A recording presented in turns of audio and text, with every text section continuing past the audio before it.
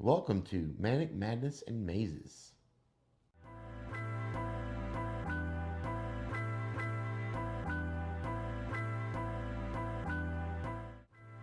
This maze is called Supernova Flowers.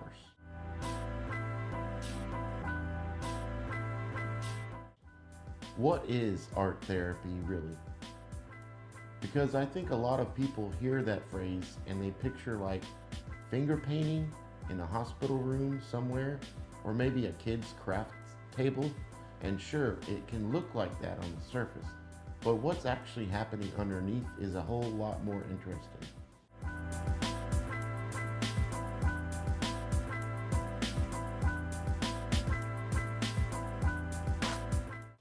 Art therapy is a legitimate research backed mental health practice. It was developed in the mid 20th century by people who noticed something really simple, that when patients were given the chance to draw or paint or sculpt, they started opening up in ways they just couldn't with words alone. And that makes sense if you think about it. Language is complicated. When you're going through something heavy, grief, trauma, anxiety, depression, sometimes the words just aren't there, or they feel too sharp, too exposing. You don't want to say the thing out loud because saying it makes it too real. But picking up a pen and drawing something, that's a little different. There's a kind of safety in that distance. You're not saying it, you're making it. And sometimes that's the only way to get it out. Art therapists work with all kinds of people: kids, veterans, trauma survivors, people dealing with addiction, chronic illness, anxiety, and the art isn't really the point. I want to be clear about that. The art is a vehicle, it's a way to access things that are hard to reach otherwise. When you're making something with your hands, drawing, sculpting, painting, you're engaging both hemispheres of your brain at the same time. You're using the logical structured side and the emotional expressive side simultaneously. And that kind of integration is actually really rare in our day-to-day thinking. Most of our mental processing stays kind of siloed. The emotional brain does its thing, the rational brain does its thing, and they don't always talk to each other that well, especially when stressed or overwhelmed. Making art kind of forces a conversation between those two sides, and that's where the healing happens. There's also something called the flow state. You've probably heard that term. It's that zone you get into when you're so absorbed in something that time just disappears. Artists know it, musicians know it, athletes know it. And research shows that flow states are incredibly restorative for the nervous system. They reduce cortisol, lower anxiety, and give your brain a chance to reset. So when art therapy is working well, you've got emotional processing happening, brain integration happening, and flow state on top of all that. That's a powerful combination. Okay, so now let's talk about mazes. And I want you to forget everything you think you know about mazes for a second. Forget the puzzle book stuff, forget the corn mazes at the country fair. I want you to think about what a maze actually is. A maze is a path with a beginning and an end, with choices along the way. It has walls, it has dead ends, it has moments where you think you're going the right direction, and then nope, wall, turn around, try again. Sound familiar? Of course it does, because that's basically a description of being a human being. Maze art, which is sometimes called labyrinth art, though there are technical differences, is the practice of creating mazes by hand, deliberately, as a meditative or expressive act. And it has been gaining real traction in therapeutic settings because of something very specific about the process. When you draw a maze, you are simultaneously the architect and the explorer. You're building the walls and you're also, at some level, navigating through them. And that dual role creates a really unique psychological experience. Most art therapy modalities are expressive. You paint your feelings, you sculpt something that represents your grief, you, you collage your hopes. The art is about externalizing something internal. Maze art does that too, but it adds a structural element that most other forms do not have. When you draw a maze, you have to think about structure, about flow, about what leads somewhere and what leads nowhere. You get to decide.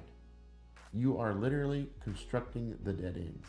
You are choosing where the path opens up and where it closes off. You have total control over the architecture of this little world. For people who feel like their lives are out of control, and that's a lot of people, that's enormous. And then there's the act of solving the maze you created. Some people do this right after they draw it. Some people put it down and come back to it later. Some people never solve it, and that's fine too. But when you trace a path through something you built, you are on a very symbolic level, finding a way through something you once made impossibly hard for yourself. That's not just artsy talk. That's actual meaningful, and a good art therapist can help you unpack what that experience brings up. The physical experience of drawing a maze is something you really have to feel to understand. You start with a blank page, maybe a border, maybe not, and then you just start drawing lines. You don't necessarily have a plan. You make a corridor here, a turn there, a little chamber that leads nowhere. Your hand just moves. And somewhere in the middle of that, if you let it, your brain quiets down. It has to, actually, because maze drawing requires just enough focus to keep you present, but not so much that it stresses you out. It's a specific kind of mental engagement that almost naturally produces that flow state I mentioned earlier. I've heard people who described it as almost like meditation. The repetitive movement of the pen, the slow construction of something that only exists because you're making it, the complete absence of pressure to make it look good or meaningful. It just is what it is. And that freedom from judgment is a huge deal in art therapy.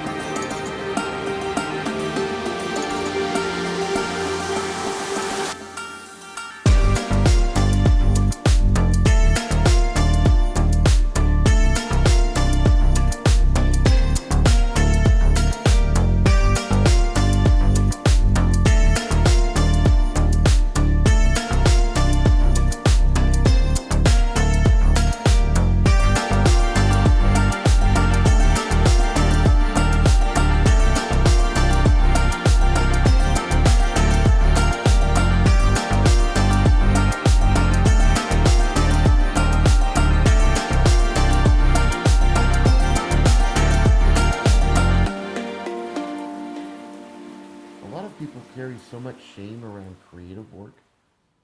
They stopped drawing in middle school because someone told them they weren't good at it.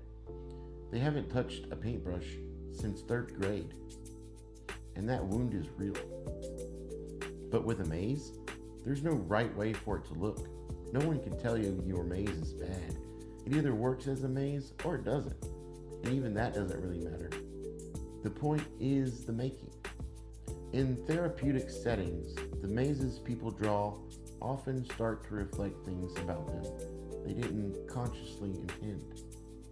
Some people's mazes are incredibly rigid, every line perfectly straight, everything symmetrical, orderly, and when they talk about their lives, you find out there are people who are terrified of chaos. Some people's mazes are sprawling and chaotic. Lots of loops that go nowhere, paths that double back on themselves, and sometimes that maps directly to how they experience their own thoughts. Circular, exhausting, hard to escape.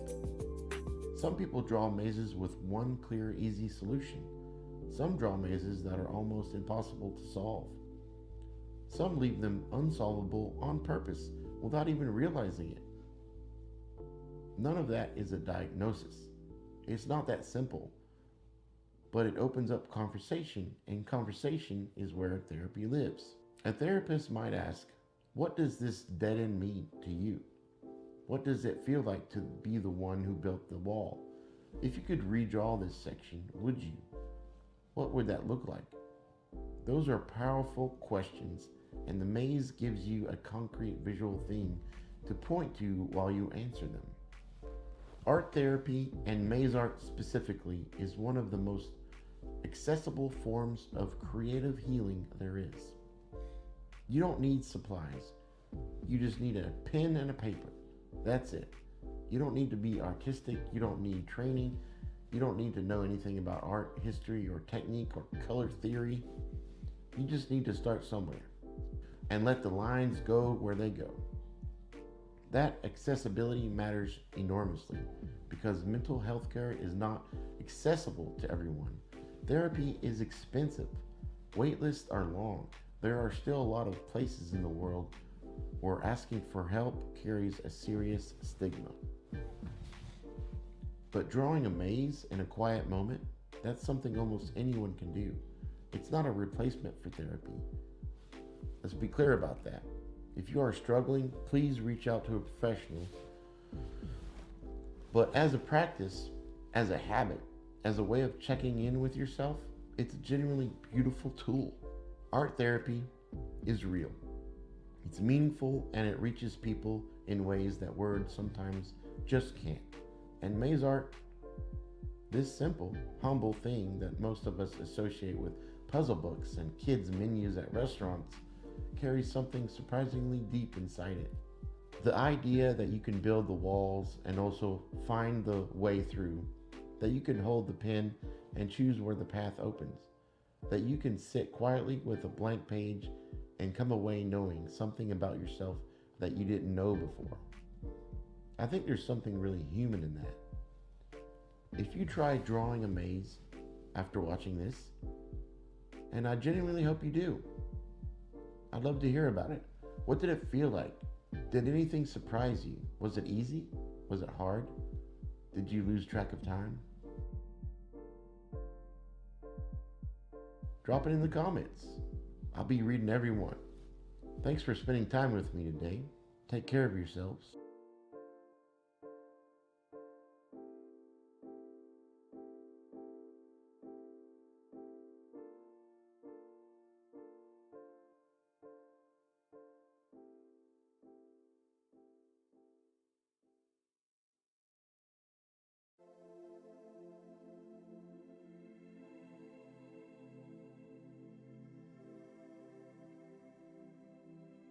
When you cross a mentally ill loner with a society that abandons him.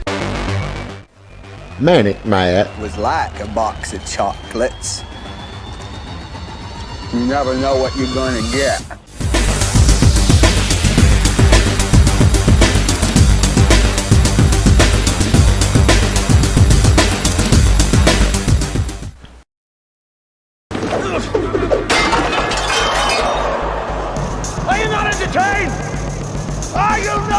say? Is this not why you were here?